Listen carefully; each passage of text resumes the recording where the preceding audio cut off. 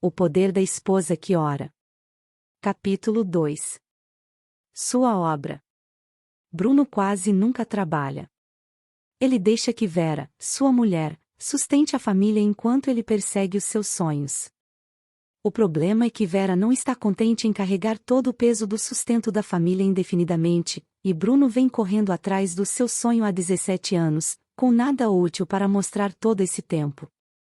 Creio que a raiz da inatividade de Bruno é o medo.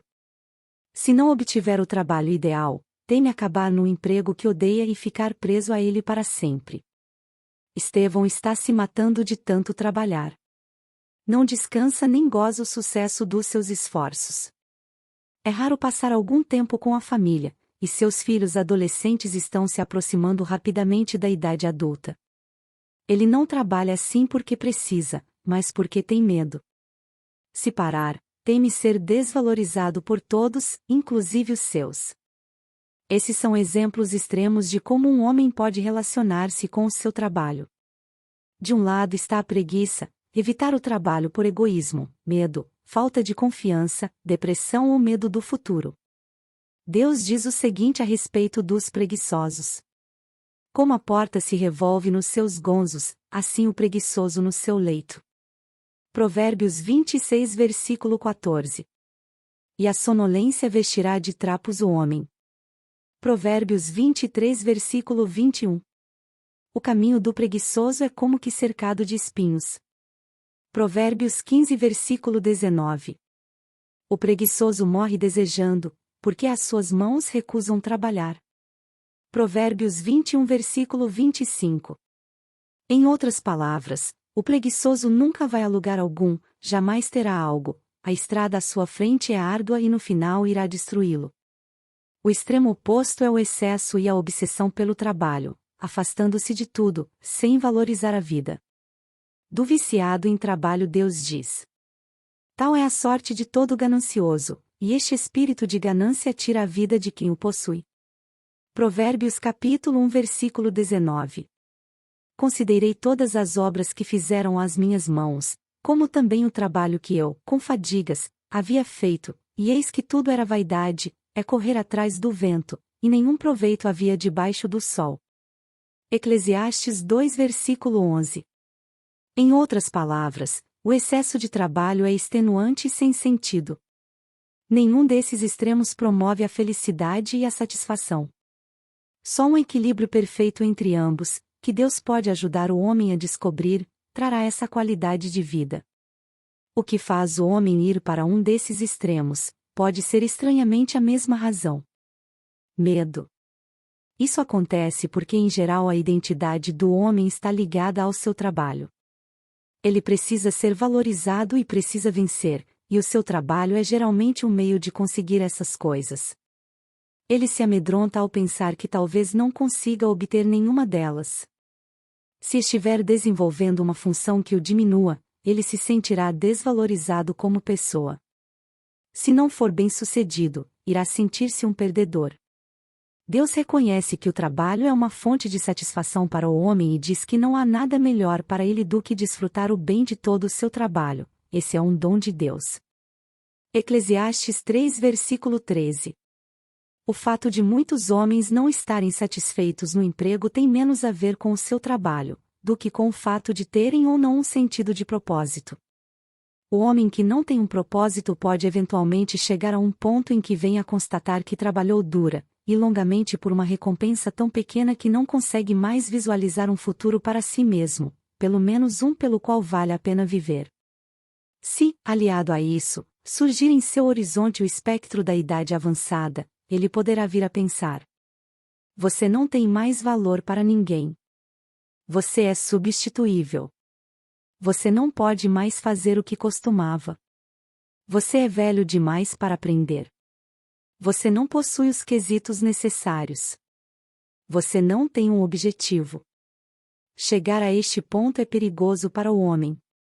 Geraldo, seu pai e seu avô tinham dificuldades para ganhar o seu sustento. De fato, passaram-se muitos anos antes que cada um deles resolvesse o que deveriam fazer. Eles foram de emprego em emprego, sem qualquer orientação clara. Lutaram financeiramente. Nenhum deles tinha pais que orassem a seu favor, a fim de que os seus dons e talentos fossem revelados, para que conhecessem o chamado de Deus para suas vidas, para que as portas se abrissem e se tornassem tudo o que foram criados para ser. Sem a intervenção de Deus, a história tende a repetir-se. Tenho observado que as pessoas cujos pais oram constantemente, parecem definir suas carreiras mais cedo. Talvez ela não decole imediatamente, mas essas pessoas têm um senso de propósito e de futuro que as impele na direção certa. São indivíduos que não vivem frustrados e sem rumo como os outros. Embora muitos pais tenham uma agenda para seus filhos, nem todos os filhos buscam o plano de Deus para a sua vida. Se deixada ao acaso, a vida da criança pode resultar na falta de vocação para qualquer coisa. Ela vacila, se decepciona, duvida e se desespera enquanto tenta abrir um caminho para si mesma. Se os pais de seu marido não oravam por ele, as suas orações poderão preencher essa lacuna e mudar a vida dele. Ore para que Deus mostre a ele o que fazer e para onde se dirigir. As suas orações podem ajudá-lo a sentir-se apreciado e encorajado o suficiente para reconhecer seu valor, não importa o que ele faça. Você pode muni-lo de segurança no sentido de que Deus lhe concedeu dons específicos de habilidade e talento e tem algo bom para ele logo adiante.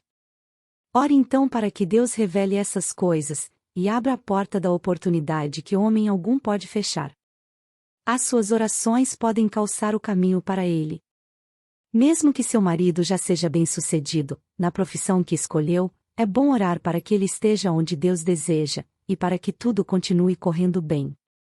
Meu marido, que é compositor e produtor de discos, disse haver sentido que as minhas orações o impediram de trabalhar com os clientes errados.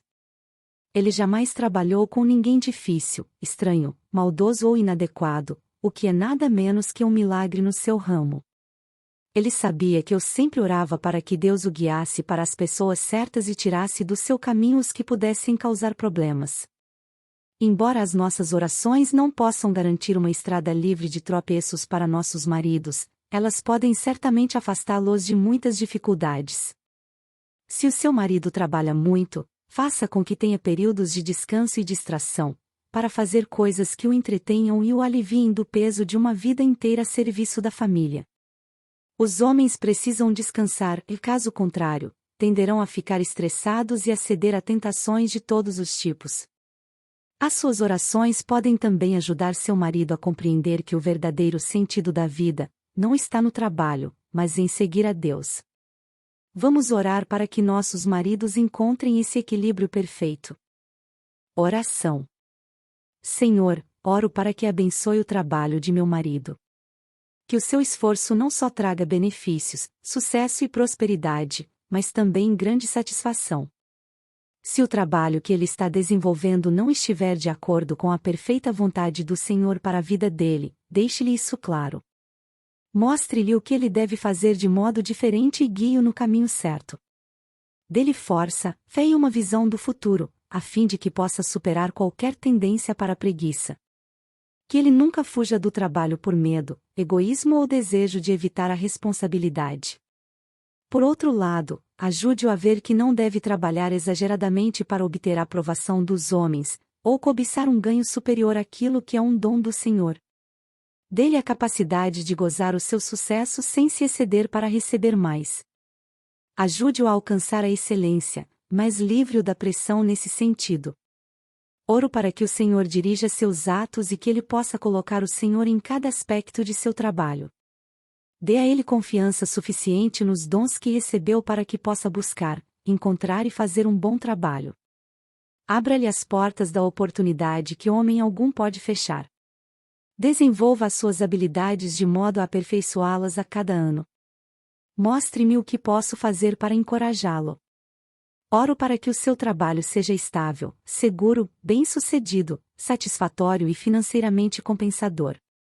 Que ele não seja remisso no zelo, mas fervoroso de espírito, servindo ao Senhor. Que seja como a árvore plantada junto às águas da vida do Senhor, que produz fruto na estação apropriada. Que ele nunca desanime sob pressão, mas cresça forte e próspero. Instrumentos de poder. Vês a um homem perito na sua obra? Perante reis será posto, e não entre a plebe.